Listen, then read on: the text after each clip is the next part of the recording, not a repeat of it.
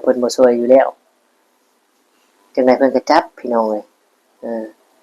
ทุกคำว่าได้ตอนนี้บ่ฮู้ว่าเข้าไปคุยกับเทพอยู่อันในคุกหรือบ่ปานนี้เนาะพี่น้องแต่ว่าคุยกับเทพอยู่บ่จักบ่ว่าแล้วว่าเทพองค์เทพสั่งให้แหกคุกก็จะแหกคุกอีกนะพี่น้องเอ้ยเนาะมันเป็นไปบ่ได้หรอกพี่น้องเอ้ยเนาะเทพหรือว่าเทวดาเนี่ยหรือว่าสิ่งศักดิ์สิทธิ์เนี่ยมีแต่ให้คนเฮาเนี่ยทำความดีรักษาศีลถือศีลกินทานบ่เว้ามุสาบ่โกหกอิหยังเนาะบ่แม่นว่าให้ไปทำร้ายคนอื่นเนาะองค์เทพมันสิเป็นแนวนี้พี่น้องแต่นี่เพิ่นว่าองค์เทพสั่งให้ฆ่าเนาะหลายคนก็บ่จะเชื่อพี่น้องเอ้ยโอเคพี่น้องจังได๋ก็บ่ให้เสียเวลาเนาะพิจารณากันเบิ่งข่าวนี้ไปเบิ่งไปส้นกันพี่น้องเอ้ย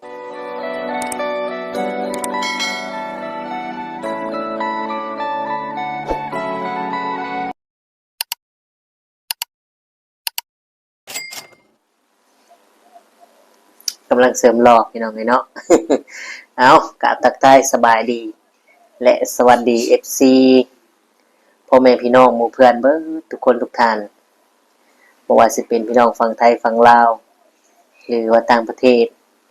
ก็ยินดีต้อนรับเข้าสู่ช่อง YouTube ตู้คำปันสุขเด้อพี่น้องเอ้ยเนาะมาเจอกับพ่อตู้คำมื้อนี้พี่น้องอยู่ห้องคือเก่าเนาะมีเรื่องราวมาตั้งคำถามหรือว่าติดตามข่าวกันเนาะบ่ฮู้ว่าข่าวนี้เนี่ยมันจบไปหรือยังหรือว่าเพิ่นได้เอามาเว้ามาเล่าใหม่เนาะหรือว่าเป็นเรื่องจริงพี่น้องเอ้ยเนาะ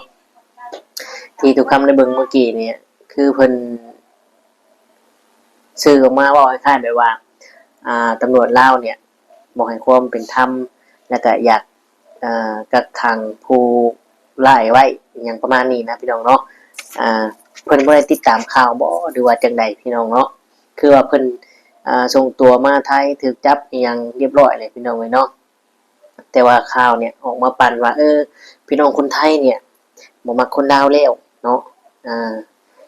บ่มักคนลาวทำเอาแรงงานลาวเนี่ยอยู่ยากอยู่ลำบากเนาะพี่น้อง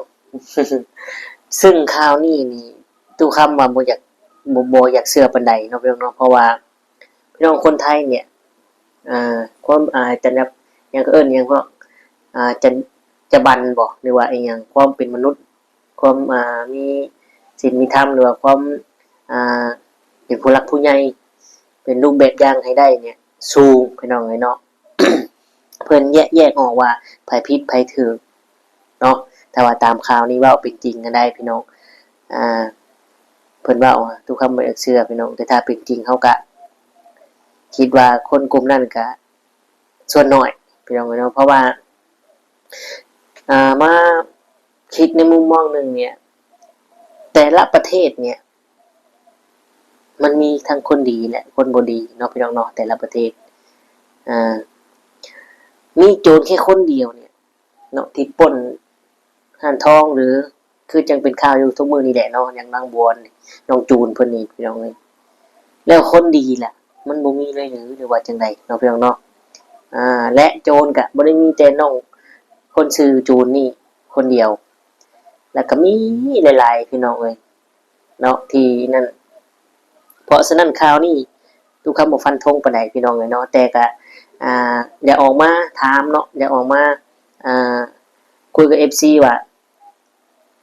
มันยังบ่จบหรอกพี่น้องหรือว่าจังไดเนาะเพราะว่าตามที่เฮาได้เบิ่งเมื่อกี้เราก็เว้าตามข้อมูลจริงอยู่เนาะว่าเจ้าหน้าที่ไทยเนี่ยเข้าไปหาน้องจูนพ่อแม่น้องจูนถึงบ้านเลยแต่ก็พบเจอแต่ว่าอาการน้องจูนเนี่ยคือคนเป็นบ้าคนบ่เต็มป่วยทางจิตเวชอหยังประมาณนี้พี่น้องเอ้ยเนาะทางไทยนี่ก็เลยว่าลาวเจ้าหน้าที่ลาวเนี่ยปกปิดเนาะที่จริงน่ะบ่แม่นพี่น้องเอ้ยเนาะเพิ่นจับเพิ่นสื่อสารกันเนาะเป็นเจ้าหน้าที่ลาวที่จับแล้วก็สื่อสารส่งให้เจ้าหน้าที่ไทยพี่น้องเอ้ยเนาะเจ้าหน้าที่เพิ่นฮู้กันดีดอกพี่น้องเอ้ยเพราะฉะนั้นบางข่าวเนาะบางข่าวบางเรื่องเฮาก็อย่าไปติดตามแล้วก็อย่าไปเสพข่าวให้มันหลายเนาะต้องเบิ่งข่าวข้อมูลเท็จจริงพี่น้องออกจากช่อง8เท่านั้นเนาะออกจากข่าวจริงๆเท่านั้นอันนี้ก็เป็นคนแบบ คล้ายๆแบบ IA มาเว้าเอานะพี่น้องเนาะแต่เพิ่นก็เอารูปภาพหรือว่าเอาข้อมูลต่างๆเนี่ยมาลงซึ่งมาเว้าในทางที่แบบว่าให้มันเกิดอ่าความขัดแย้งหรือว่าให้ความบ่ถูกบ่ต้องกันเนาะแต่ว่าพี่น้องเฮานี่ฮู้ดีเนาะฮู้ดีว่าพี่น้องไทยเฮาเป็นแนวใดเนาะพี่น้องเนาะอันนี้มันก็เฮาก็เสียใจคือกันเนาะที่ว่าไปเฮ็ดกับยายเราในนั้นแล้วก็เฒ่าแล้วแก่แล้วเนาะแต่มันก็หักห้ามบ่ได้ดอกพี่น้องจิตใจคนมันบ่คือกันพี่น้องเอ้ยเนาะอ่าบางเทื่อเฮาก็บ่ฮู้ว่าเราน่ะเป็นอิหยังหรือว่าก่อเหตุด้วยอีหยังก็บ่ฮู้เนาะพี่น้องเนาะทางอันน้องจูนนี่เนาะแต่ว่าหลักๆเลยเนี่ยก็คือเรื่องเงินนี่แหละเนาะพี่น้องเนาะคุยกันเรื่องเงินเรื่องยืมเงินเรื่องค้ำกันตามที่เฮาได้เบิ่งข่าวนะพี่น้องเอ้ยเนาะแต่ก็เป็นจริงแหละพี่น้องอาจจะเป็นจริงเนาะบางข่าวก็ทำให้สับสนบางข่าวก็ทำให้งงพี่น้องคือบางอย่างนี่เนาะข่าวออกมาก็ว่าจับผิดตัวว่าซั่นจับผิดคนเนาะที่จริงแล้วจูนกับบัวเนี่ยพี่น้องกันจูนกับบัวเนี่ยก็มาอยู่กับป้าหมูเช่นกันเนาะกับลูกจ้างและผู้ที่ทำร้ายแล้วก็นายจ้างที่เสียชีวิตนั้นสองไอ้น้องเนี่ยมาอยู่นำกันพี่น้องอืมพอบัวเนี่ยออกไปทำงานที่อื่นก็เลยเอาน้องจูนเนี่ยมาอยู่แทน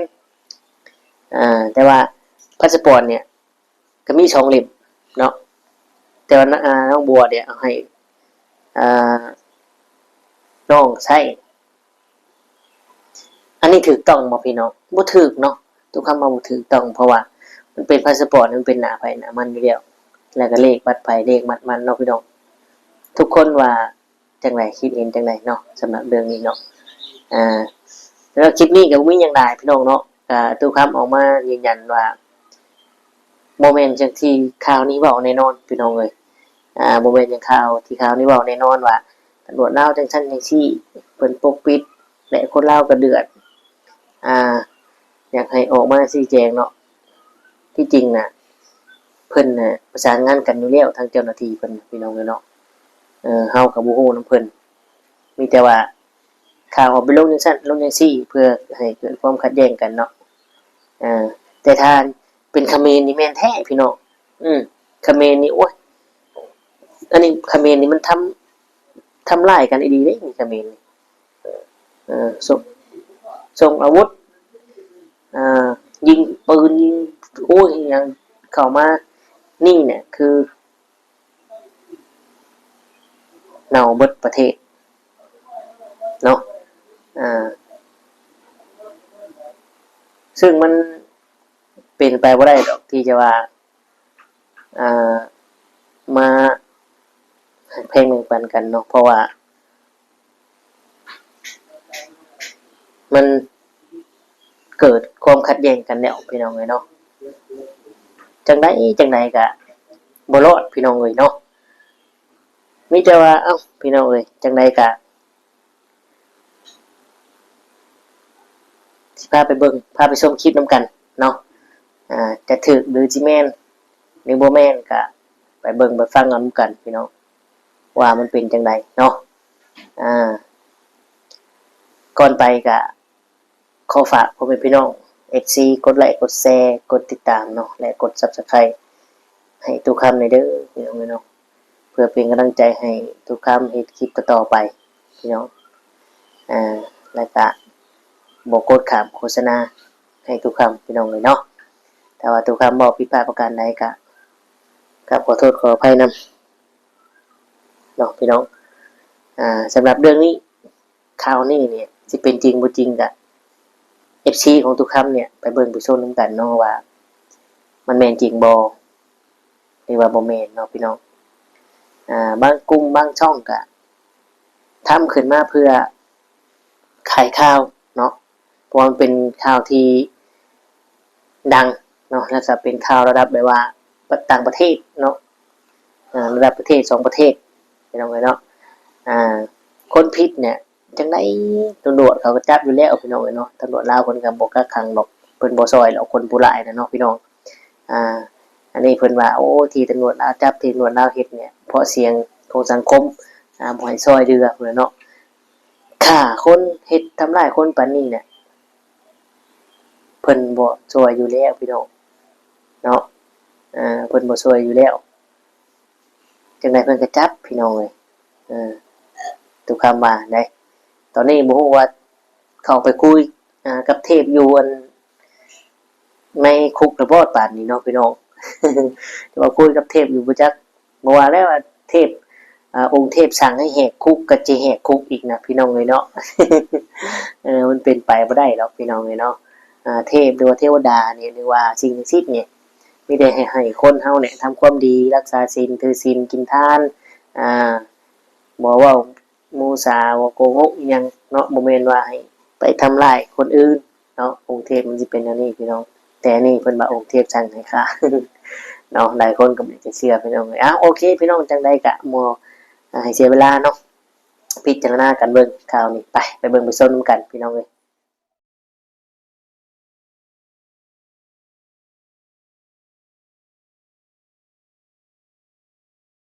ถิ่นแฉพิรุธกับคดีสะเทือนขวัญที่นางบัวสาวรับใช้ชาวลาวลงมืออย่างเหี้ยมโหดกับนายจ้างผู้มีพระคุณวัยเกษียณแล้วหนีข้ามโขงกลับบ้านไปแบบหน้าตาเฉยเท่านั้นยังไม่พอ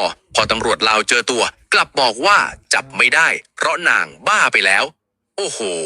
แบบนี้ก็ได้เหรอมาดูกันว่างานนี้บัวบ้าจริงหรือบ้าหนีคดีสติไม่ดีแต่วางแผนหนีกลับไปได้เนี่ยมันก็น่าคิดนะคะถูกต้องเลยครับนางบัวเนี่ยก่อเหตุที่บ้านพักย่านบึงกุ่มกรุงเทพมหานครผู้เสียชีวิตคือคุณยายสมสวัสดิ์ส่งสัมพันธ์หรือครูหมูอายุ79ปีท่านเป็นข้าราชการครูเกษียณที่ใครๆก็รักท่านอยู่บ้านกับลูกจ้างสาวชาวลาวชื่อนางสาวบัวสริหาวงศ์หรือจูนอายุ25ปีซึ่งคุณยายแกก็เมตตาเหมือนลูกหลานจ้างมาดูแลบ้านให้ข้าวให้น้ำให้เงินเดือนละ 10,000 บาทแล้วชนวนเหตุคืออะไรคะ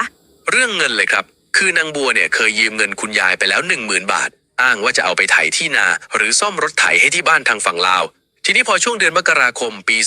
2569นางบัวแกก็จะมาขอยืมเพิ่มอีก 8,000 บาทแต่คุณยายท่านคงมองว่าหนี้เก่ายังไม่ได้คืนจะมาเอาหนี้ใหม่ท่านก็เลยปฏิเสธไปและอาจจะมีปากเสียงดุด่าสั่งสอนตามประสาผู้ใหญ่แต่นางบัวแกคงโกรธจัดหรือไม่ก็วางแผนมาแล้วเพราะในวันที่20มกราคมกล้องวงจรปิดจับภาพนางบัวหิ้วกระเป๋าเสื้อผ้าเดินออกจากบ้านไปแบบใจเย็นแต่สิ่งที่ทิ้งไว้ข้างหลังคือร่างไร้วิญญาณของคุณยายสมสวัสดิ์เรียกว่าทำกันแบบไม่ไว้หน้าคนเคยเลี้ยงดูกันมาเลยโหดร้ายจริงๆค่ะใช่ครับแล้วหลังจากนั้นนางบัวก็หนีออกจากกรุงเทพมุ่งหน้าไปทางภาคอีสานไปขึ้นรถทัวร์ที่หมอชิตแล้วไปต่อรถที่นครราชสีมาจนกระทั่งไปถึงด่านช่องเม็กจังหวัดอุบลราชธานีแล้วข้ามพรมแดนกลับไปที่แขวงจำปาสักสปป.ลาวในวันที่23มกราคมช่วงเช้าเวลาประมาณ9โมงกว่าซึ่งตำรวจไทยเรากัดไม่ปล่อยครับทีมสืบสวนไล่กล้องวงจรปิดตามจนรู้พิกัดว่าข้ามไปแล้วและได้ประสานงานกับตำรวจลาวทันทีแต่ประเด็นมันเริ่มดราม่าตรงที่พอข่าวรู้ไปถึงลาวสื่อลาวเขาก็ช่วยกันตีข่าวกดดันให้ตำรวจลาวรีบจับตัวเพราะกลัวคนไทยจะมองว่าลาวเป็นที่ซ่อนโจรรัฐมนตรีความมั่นคงของลาวหรือท่านวันทองกองมณีก็ถูกชาวเน็ตลาวเรียกร้องให้ออกมาเทคแอคชั่น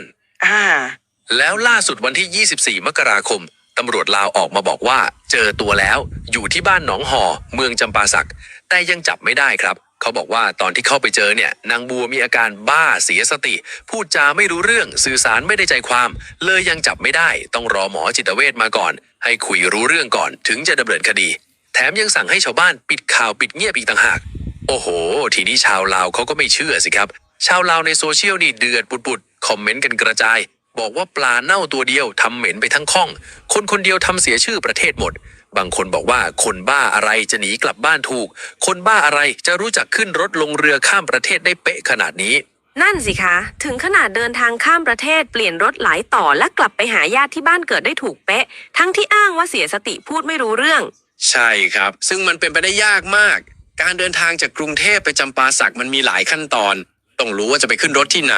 ต้องซื้อตั๋วจ่ายเงินรับเงินทอนต้องรู้เวลารถออกต้องมีการต่อรถที่โคราชด้วยซึ่งต้องใช้การตัดสินใจแก้ปัญหาเฉพาะหน้าแล้วก็ต้องผ่านด่านตรวจคนเข้าเมืองหรือถ้าหลบหนีทางธรรมชาติก็ต้องรู้ช่องทางที่หลบเลี่ยงเจ้าหน้าที่และที่สำคัญที่สุดคือเมื่อข้ามไปฝั่งลาวแล้วมีข้อมูลว่ามีรถมารับด้วยครับซึ่งน่าจะเป็นญาติ แสดงว่าต้องมีการติดต่อสื่อสารนัดแนะกันไว้ก่อนใช่ไหมคะ ถูกต้องครับคนที่เสียสติหรือพูดไม่รู้เรื่องแบบที่ตำรวจลาวอ้าง จะเอาสติที่ไหนไปโทรศัพท์นัดญาติได้ จะเอาสติที่ไหนไปจำเวลาจำสถานที่นัดพบ พฤติกรรมพวกนี้ในทางจิตวิทยามันคือ executive function หรือการทำงานของสมองระดับสูงในการวางแผนและจัดการชีวิต ซึ่งนางบัวทำได้สมบูรณ์แบบ 100% ครับการที่เธอทำได้ขนาดนี้มันขัดแย้งกับคำว่าบ้าอย่างสิ้นเชิง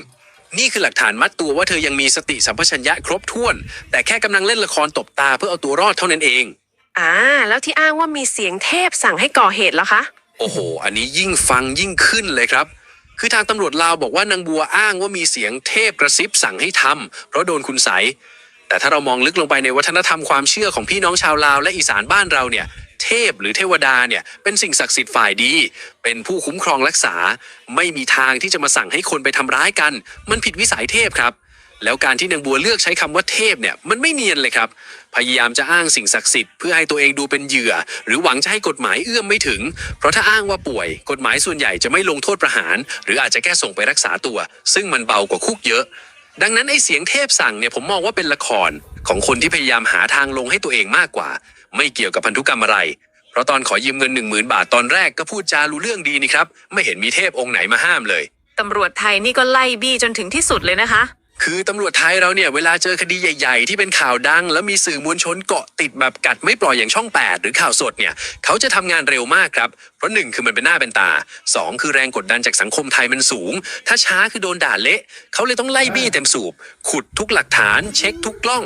สวนทางกับตำรวจลาวเลยนะคะถึงขนาดถูกประชาชนตัวเองวิจารณ์ว่าไม่ฉลาดฝั่งลาวเนี่ยระบบเขาอาจจะไม่เหมือนบ้านเราครับเขาอาจจะมีความเป็นระบบราชการที่ซับซ้อนกว่าหรือมีความเกรงใจกันในระดับท้องถิ่นอาจจะมองว่านี่มันคนบ้านเราก็เลยอาจจะมีความรู้สึกปกป้องหรือไม่อยากให้เรื่องมันบานปลายก็เลยดูเหมือนทำงานช้าในสายตาประชาชนจนชาวลาวต้องออกมาด่าตำรวจตัวเองว่าไม่ได้เรื่องหรือไม่ฉลาดเพราะเขากลัวว่าถ้าตำรวจไม่ทำอะไรลาวจะเสียชื่อเสียงครับมันเป็นความแตกต่างของวัฒนธรรมการทำงานและแรงกดดันทางสังคมครับบางสื่อแรงตำรวจต้องวิ่งฝั่งลาวสื่ออาจจะไม่กล้าแตะมากตำรวจเลยดำเนินการช้าได้